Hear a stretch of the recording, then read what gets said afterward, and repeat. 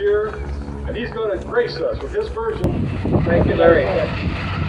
Tony Philippe from Eagan, Minnesota has brought us some really beautiful. It's the first really cabin class corporate airplane.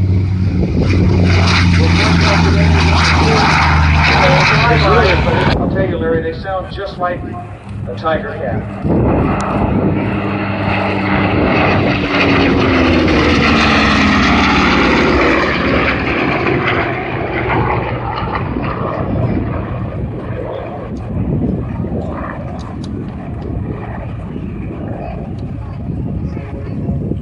That was a replica of the flag that was flown over Fort McHenry on that time when Francis Scott Key, out in Baltimore Harbor, was launching the ship at 24-hour shelling at Fort McHenry.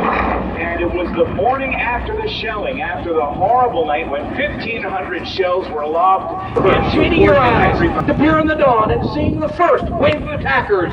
And imagine, it's December 7th, 1941, Pearl Harbor, Hawaii, and you are there!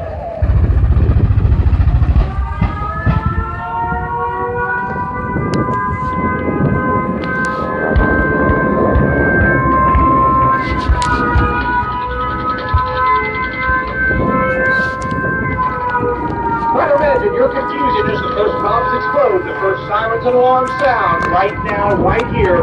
Listen to the sounds of battle. Hear the sirens just as they did. Feel the explosions hammer your chest just as they did. Smell the smoke as it burns your nostrils just as they did that fateful Sunday morning.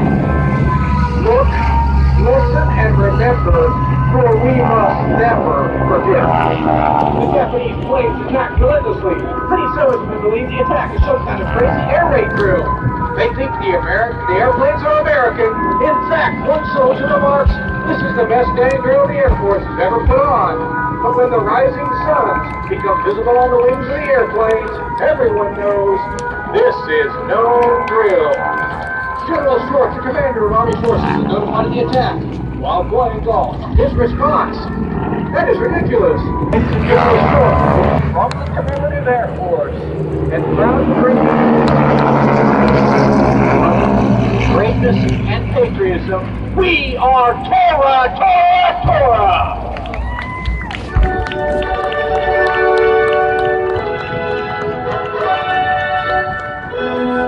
Ladies and gentlemen, the Commemorative Air Force, an organization of thousands of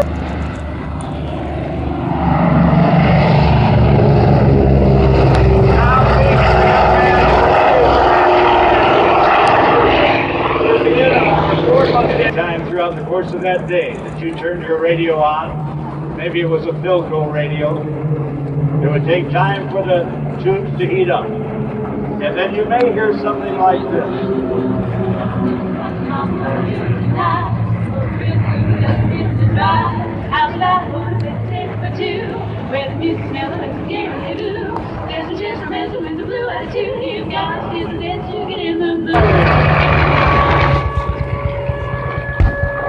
Heating up the enemy's airport with its massive loads of bombs and rockets. And then with gunfire with B-51s coming on their way home to do damage at the enemy airport, any damage they can do. It doesn't matter whether it's an airplane parked on the ramp, an enemy airplane parked on the ramp, or a suspected fuel dump, or a communications center, or a truck convoy, or a train. They would not bring any ammunition home, but there was a place to pay. When you're flying low over the enemy's airport, you are vulnerable because enemy guns are everywhere around that enemy's base. And there is a good chance that you could get hit down low and in the sights of the enemy. But the pilots had an obligation to do whatever damage they possibly could do to the enemy. There is the relatively new airplane, the Tucano jet, turboprop version, taking us all the way down forward, also in the ground attack role. All right, continuing on now. Where's Jim Saddles? Jim Saddles, the great spotter and assistant, is here, and he has been keeping track of what's going on with the aircraft. The jets are inbound now. And I want you to use your movie imagination. You know, a lot of times Hollywood will substitute one airplane for another for different reasons, but it's the Hollywood effect.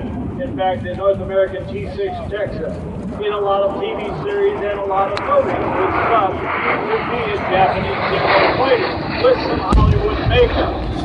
They had a similar but not exact profile. So, yeah, we're going to see in the house, lay out air cover with the TBM, the torpedo bomber, the engine that was built by General Motors under license by the German company.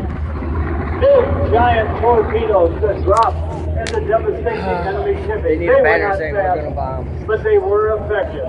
They called it General Motors torpedo truck is what they call that. They gave it that particular handle, a very effective airplane, a big and cumbersome airplane. After the war was over, these aircraft were snapped up by contractors who fought forest fires under contract for the U.S. Forest Service, and in that torpedo bay they would put slurry or borate, item they used to use to fight forest fires. They would go out and drop the borate and hope to stop the fire before it devastated a school, a church, a house, or a ranch out in the tall timber country or wherever there would be a problem with potential firefighters. Forest fires, that is. Now, CBMs are taken out of service. They have gone into the hands of our collectors, members of the Commemorative Air Force and the Warbirds of America Division of the Experimental Aircraft